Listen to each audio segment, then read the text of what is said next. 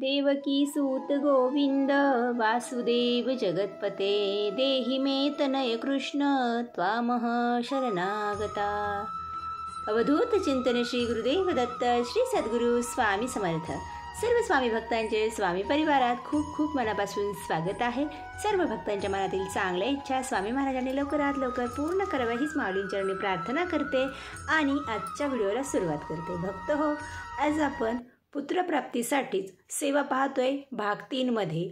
याआधी आपण 2 भागामध्ये सेवा पाहिलेली आहे। एकदमच सर्व सेवा तुम्हाला सांगितली तर तुमचा सुद्धा गोंधळ होतो आणि बऱ्याचशा ताईंना काही व्हिडिओ पाहिले जातात, काही पाहिले जात नाही। तर मी स्टेप बाय स्टेप तुम्हाला सेवा सांगते। त्याचबरोबर प्रत्येक सेवेचे व्हिडिओ मी प्रत्येक पुढच्या व्हिडिओच्या कमेंट बॉक्समध्ये देईल त्या लिंक, त्यानुसार तुम्ही सेवा पहा। जरी तुम्ही आज प्रथम हा व्हिडिओ पाहत असाल तर आधीच्या सुद्धा तुम्ही त्या सेवा पहा। आज आपण पाहतोय एकादशी विशेष सेवा। आता प्रत्येक महिन्यामध्ये 2 एकादशी असतात, पंधरवाडी, महिनावारी। तर जानेवारी महिन्यापासून आपण खूपच चांगला हा प्रयत्न सुरू केलेला आहे पुत्रप्राप्तीसाठी, आणि ज्यांना बाळ होत नाही संतान प्राप्तीसाठी सेवा पाहतोय। तर तुमची इच्छा अवश्य पूर्ण होईल। फक्त तुम्हाला मनापासून सेवा सांगितलेले उपाय करायचे आहेत, जे मी स्वतः केलेले आहेत आणि मला पुत्रप्राप्ती झाली। त्याचबरोबर खूप ताईंना सेवेचा अनुभव आला आणि इथे मी जशी जशी तुम्हाला माहिती देत आहे तसा खूप ताईंना अनुभव आलेला आहे। खूप छान कमेंट येत आहेत की ताई आमची इच्छा पूर्ण झाली। 2-3 ताईंना आत्ता ह्या 1 महिन्यामध्ये मुलगा झालेला आहे। त्याचबरोबर ज्यांचं अडलेलं काम आहे त्यांचं सुद्धा स्वामींच्या कृपेने काम झालेलं आहे। सर्व काही स्वामी महाराज करणार आहेत। मी इथे तुम्हाला सेवा सांगते, मी निमित्त मात्र आहे। महाराज जशी आज्ञा करतात तशीच इथे माहिती शेअर होते। भक्त हो, माहिती शेवटपर्यंत पहा। सर्वप्रथम तुम्हाला एकादशी, आता जानेवारी महिन्यामध्ये 7 तारखेला एकादशी आहे। तर आता ज्या ताईंना त्यावेळी अडचण असेल, मग तुम्ही जर हा व्हिडिओ कदाचित उशिरा पाहिला फेब्रुवारी, मार्च किंवा एप्रिल महिन्यामध्ये, तर तुम्ही त्यानंतर जी तुम्हाला एकादशी येईल ना त्या एकादशीपासून सुरू करा। असं काही नाही जानेवारीच महिन्यात त्या एकादशीपासून सुरू करायचं आहे, अजिबात नाही। तुम्ही ज्यावेळी हा व्हिडिओ पाहाल त्यानंतर येणाऱ्या एकादशीपासून जरी तुम्ही ही सेवा सुरू केली तरीसुद्धा तुम्हाला पुत्रप्राप्ती होईल। ज्या ताईंना बाळ राहत नाही, गर्भ राहत नाही, किंवा खूप कमेंट आहे ताई आमचा गर्भपात होतो, गर्भ खराब होतो, किंवा मुलाचा गर्भ राहिला की मिसकॅरेज होतं, तर तुमचे असे जे काही प्रश्न आहेत बऱ्याचशा जणांचं म्हणजे बाळ बघा 8व्या-9व्या महिन्यामध्ये कळतं आपल्याला की मेंदूची वाढ झाली नाही किंवा काहीतरी त्याला अपंगत्व आहे। तर असे जे प्रॉब्लेम होतात ना, तर हा दोष फक्त पितृदोषामुळे होतो। त्यामुळे तुम्हाला बाळकृष्णाची मनोभावे सेवा करायची आहे। या सेवेमुळे पुत्रप्राप्ती होते। स्वतः मी ही सेवा केलेली आहे।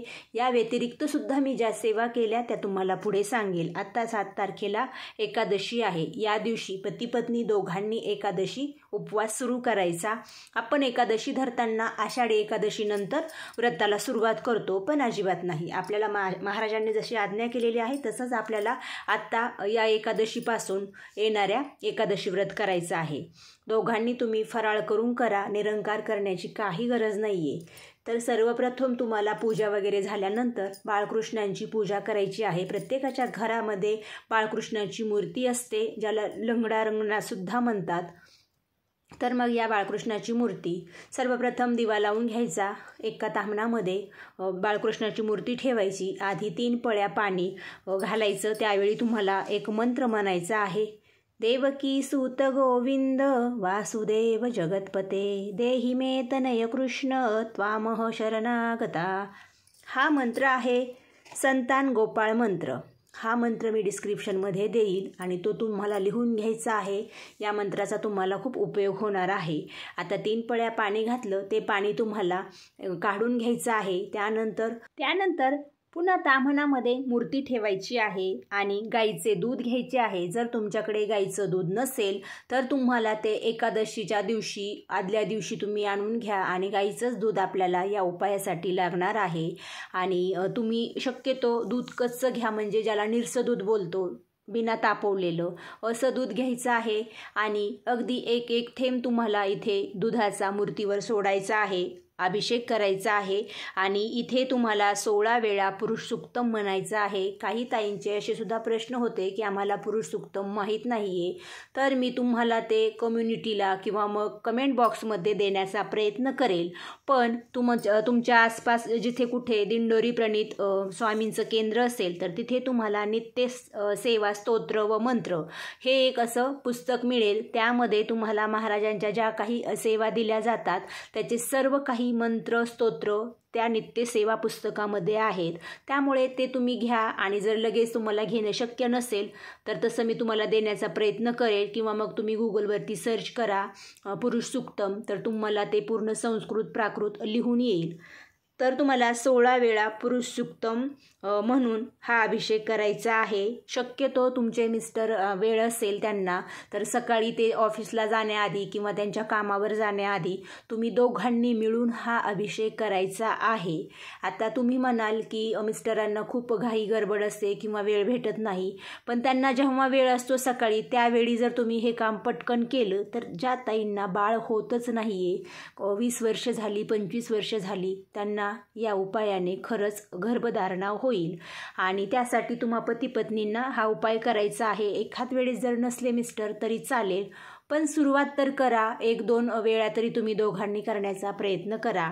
आता 16 वेळा पुरुष सूक्तम फक्त तुम्हाला 1 ते 15 पर्यंत पुरुष सूक्तम वाचायचं आहे. त्यामध्ये फलश्रुती दिलेली असते. 16व्या वेळी तुम्हाला फलश्रुती वाचन करायची आहे. आधी फक्त प्लेन पुरुष सूक्तम म्हणा, प्राकृत म्हणा, संस्कृत म्हटलं तर खूप चांगलं आहे. हळूहळू तुमचा सराव होईल आणि मग तुम्हाला उच्चार देखील चांगले येतील. एवढं काही अवघड नाही आहे. 16व्या वेळी एकदाच फक्त फलश्रुती म्हणा. आता हे जे आपण अभिषेक करून घेतलेलं जे दूध आहे ते एका वाटीमध्ये काढून घ्यायचं आहे आणि पुन्हा तुम्हाला मूर्ती तांबणामध्ये ठेवायची आहे. त्या मूर्तीवरती पुन्हा आपल्याला पंचोपचार देवाची पूजा करायची आहे. सर्वप्रथम तुम्हाला अष्टगंध मिश्रित जे पाणी तयार केलेलं आहे 1-2 पळ्या ते तुम्हाला सोडून घ्यायचं आहे. हे सोडत असताना संतान गोपाल मंत्र म्हणायचा आहे आणि त्यानंतर पुन्हा तुम्हाला थोडंसं पाण्यामध्ये हळदी कुंकू अक्षदा फुल घालून पुन्हा याचा आपल्याला अभिषेक करून घ्यायचा आहे. हे फक्त तुम्हाला प्रत्येक एकादशीलाच अशी पूजा करायची आहे आणि इथे तुम्हाला फक्त संतान गोपाल मंत्र म्हणायचा आहे. यानंतर देवाला स्वच्छ कपड्याने पुसून घ्यायचं. तुमच्याकडे अत्तर असेल तर मग ते सुद्धा तुम्ही देवाला लावून घ्या. त्याचबरोबर देवाला सुंदर असा अष्टगंध लावून घ्या आणि जर तुमच्याकडे वस्त्र असतील, तुळशीची माळ असेल तर तीसुद्धा तुम्ही बाळकृष्णांना अर्पण करा. अशा पद्धतीने बाळकृष्णाला सुंदरसं सजवून घ्यायचं.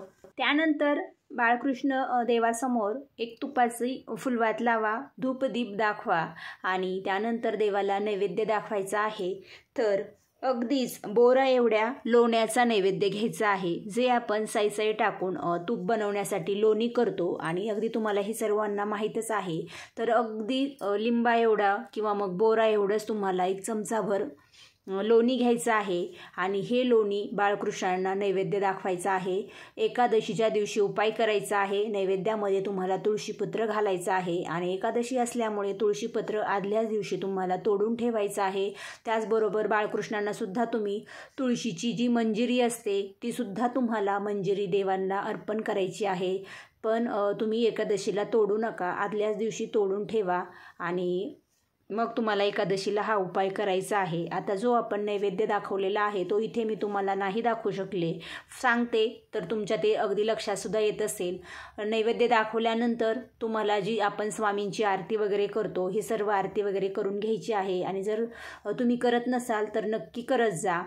त्यानंतर जे नैवेद्य दाखवलेलं लोणी आहे आणि आपण जे पुरुष सूक्त म्हणून अभिषेक केलेलं दूध आहे, अजून एक जर तुम्हाला एखाद दिवशी दूध उपलब्ध नाही झालं तर मग तुम्ही शुद्ध पाणी घेतलं तरी चालेल, पण शक्यतो दूधच घ्यायचं आहे.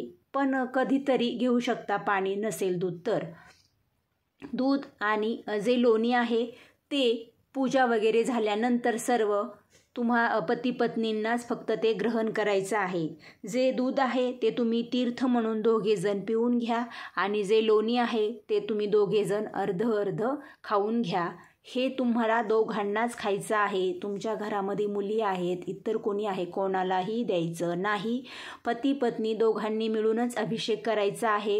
आणि जर कदाचित तुमच्या मिस्टरांना नसेलच वेळ, नाही जमलं तर एखाद दिवशी ठीक आहे, पण 1-2 एकादशीला तरी त्यांना घेऊन तुम्ही ही पूजा करा. आणि त्यात दादा जर हे पाहत असतील, स्वामी भक्त दादा, तर कृपया तुम्ही सुद्धा तुमच्या पत्नीला मदत करावी सेवेमध्ये. तरच तुमच्या घरामध्ये पुत्रप्राप्ती होईल. किंवा मग तुम्हाला संतान होत नाहीये तर होईल. एकटी स्त्री खरंच नाही काही करू शकत. अगदी पती पत्नी दोघांनी मिळून स्वामी महाराजांची मनोभावे सेवा करा. निश्चित तुमच्या घरामध्ये पुत्रप्राप्ती होईल, संतान प्राप्ती होईल. आणि काही स्वामी भक्त ज्या कमेंट आहेत की ताई आम्ही दोघे मिळून सेवा करतो, तर काही महिलांना 5वा 6वा महिना आहे, 7वा 8वा आहे, त्यांच्यासाठी सुद्धा महाराजांची साधी सोपी सेवा पुढच्या व्हिडिओमध्ये दिली जाईल. आता यानंतर तुम्हाला दर एकादशीला ह्या सेवा झाल्या, संध्याकाळी झोपण्याआधी किंवा दिवसभरामध्ये वेळ असेल तर 1 माळ तुम्हाला संतान गोपाल मंत्र म्हणायचा आहे. तो मी तुम्हाला डिस्क्रिप्शनमध्ये देईन. त्याचबरोबर तुम्हाला 1 माळ ओम नमो भगवते वासुदेवाय नमः या मंत्राचा सुद्धा जप करायचा आहे. त्याचबरोबर महाराजांच्या आधी दिलेल्या सेवा करायच्या आहेत. त्यासोबत फक्त एकादशीलाच तुम्हाला ही विशेष बाळकृष्णांची सेवा करायची आहे. तर दर एकादशीला अशा मिळून तुम्हाला 11 एकादशी हे व्रत करायचं आहे. आणि ज्या ताईंना बाळ राहत नाही किंवा गर्भ राहत नाही, त्यांना गर्भधारणा होईपर्यंत ही सेवा चालू ठेवायची आहे. पण ज्या ताई पुत्रप्राप्तीसाठी प्रयत्न करतात त्यांनी 11 एकादशी हे व्रत केलं तरी चालेल.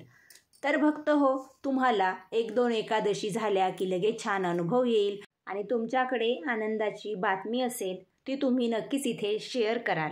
आज सर्वांनी कमेंटमध्ये श्री स्वामी समर्थ आणि ओम नमो भगवते वासुदेवाय नमः असे लिहायचे आहे. जर तुम्हाला आजचा व्हिडिओ आवडला असेल तरच व्हिडिओला लाईक करा आणि इतर भक्तांना व्हिडिओ जास्तीत जास्त पुढे शेअर करा. जे नवीन आहेत त्यांनी चॅनलला सबस्क्राईब करा व शेजारील बेल आयकॉन प्रेस करा, म्हणजेच तुम्हाला यापुढील नवनवीन माहिती ऐकायला आणि पाहायला मिळेल. आजची सेवा स्वामी आई चरणी अर्पण करूया. श्री स्वामी समर्थ. जय जय स्वामी समर्थ. ओम नमो भगवते वासुदेवाय नमः.